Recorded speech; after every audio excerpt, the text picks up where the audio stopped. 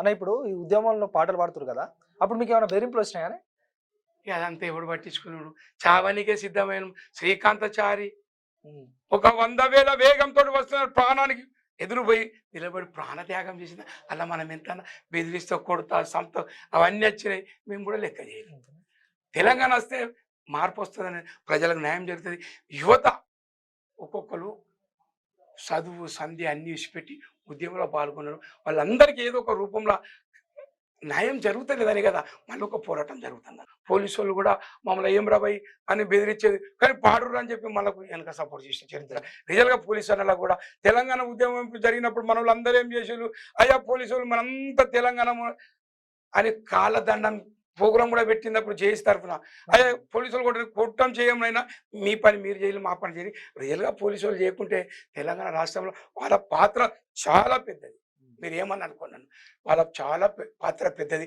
అందుగురించే అతను నా తెలంగాణ పోలీసు వాళ్ళ మీద ఇంత దౌర్జన్యం జరుగుతుందని ఆ పోలీస్ కిష్టన్న కూడా తన తుపాకీ తీసుకొని కాల్చుకొని నిండు ప్రాణత్యాగం చేసింది కదా, అక్కడనే కదా రియలైజ్ నళిని మీద మేడం డిఎస్పీ హోదా చాలు నా బిడ్డల మీద నా తుపాకీ చూడాలి. నేను కూడా రాజీనామా చేసి తెలంగాణ ఉద్యమానికి సపోర్ట్ చేసిన ఎంతమంది అన్న తెలంగాణలో ఒక శ్రీనివాస్ అయితే ఆంధ్రలో మీటింగ్ పెట్టిళ్ళు, మీటింగ్ రాని అన్నాడు, మా ఉద్యమకాలను ఆపినావు బిడ్డ నేను పోలీసు వాళ్ళని జై తెలంగాణ అని ప్రపంచాన్ని చాటి చెప్పిన మా పోలీసార్లు కూడా వందనం చెప్తాం. ఇలాంటి ఉద్యమాలు చేసినప్పుడు కూడా అంతకుముందు కూడా వాళ్ళు ఒకసారి సమ్మె చేసినప్పుడు కూడా గద్దరన్న మా అన్న కూడా పాట రాసిండు పోలీసుల మీద కదా, పోలీసుల మీద రాసిండు. ఎందుకంటే వాళ్ళ కష్టాలు 82 రాసిండు. ఒకసారి పాడరా అన్నది. మాలోనే మనసి ఇది చెరబండరాజు సార్ ఫస్ట్ రాసిండు, తర్వాత గద్దరన్న రాసి మాలోనే మనసివే మా మనసివే నీవు, మాలోనే మనసివే మా మనసివే నీవు, కొట్టకూటి కొరకు పోలీసు అయినా అన్నన్న మాయన్న పోలీసు మాయన్, మాలోనే మనసివే మా మనసివే నీవు, కొట్టకూటి కొరకు పోలీసు అయినావు. ఇది జీవితం చెప్పిన చెరబండరాజు సార్ చెప్తే మన గద్దరన్న అప్పుడు వాళ్ళకు సమ్మె చేసిండు. అసలు పోలీస్ డిపార్ట్మెంట్ ఆ సమ్మెలు చేయరు.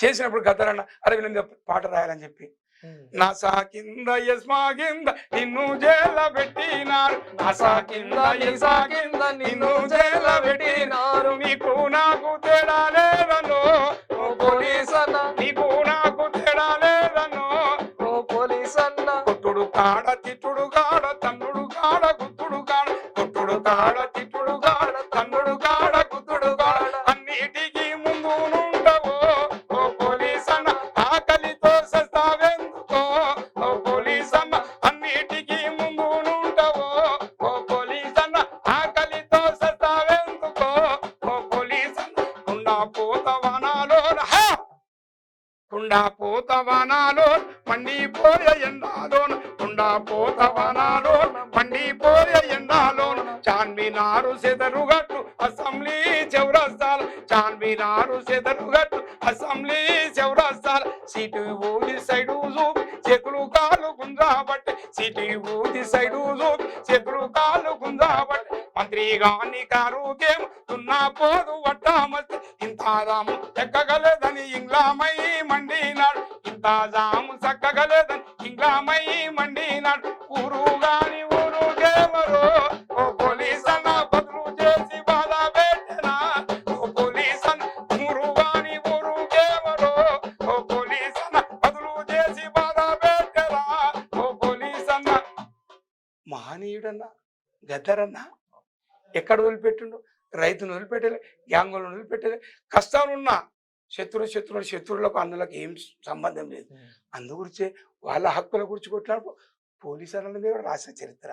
దట్ ఈజ్ గద్దరన్న ప్రపంచ లెజెండ్. భారతదేశంలో పాటల రచయిత అంటే సుబ్రహ్మణ్యం పాడిండు, ఇంకోళ్ళు పాడిండు, వాళ్ళు బుక్ చూసుకుంటూ పాడిండు. ఒకప్పుడు జరిగింది కూడా ఈ చర్చ కూడా, అరే మీరు బుక్ చూడకపోతే గిన్ని వేల పాటలు ఎట్లా పాడతారు. అయితే గద్దరన్న మాకు చెప్పేది, వాళ్ళు అడుగుతారు రమ్మల్లా ప్రజల కష్టం పాడతాం, మా పాటకు చావులేదు. సినిమా పాటలు లక్షల పాటలు వచ్చినాయి, ఆ సినిమా పాటలు పాడితే అక్కడికక్కడికే తాతికాలంగా సంబరపడతారు, ఎంజాయ్ చేస్తారు కథం. కానీ ఇవాళ గద్దరన్న రాసిన పాటలు ఎక్కడ కష్టం చెప్తుంది, దుఃఖాన్ని చెప్తుంది. అందుగురించే మహానీయుడు గద్దరన్న. నా జన్మంతా పాడి ఆడి చేసిన అన్న రుణం నేను తీర్చుకోలేనన్నా. మీరు తెలుగు స్పష్టంగా చదవగలుగుతారా? తెలంగాణ యాస మీద మంచి పట్టు ఉందా? అయితే మీకోసం క్యూ న్యూస్ ఒక మంచి అవకాశం కల్పిస్తుంది. ఇది ప్రత్యేకంగా విద్యార్థులు, గృహిణులు, వయసుతో సంబంధం లేకుండా ఎవరైనా సరే మీరు ఇంటి దగ్గర నుంచే పని చేసుకోవచ్చు. మీ వాయిస్తోనే ఇంట్లో ఉంటూనే మంచి ఆదాయం సంపాదించుకోవచ్చు. ఇంకెందుకు ఆలస్యం? వర్క్ ఫ్రమ్ హోమ్ కి ఇప్పుడే సంప్రదించండి. మా నెంబర్లు 8688926084, 8143001981.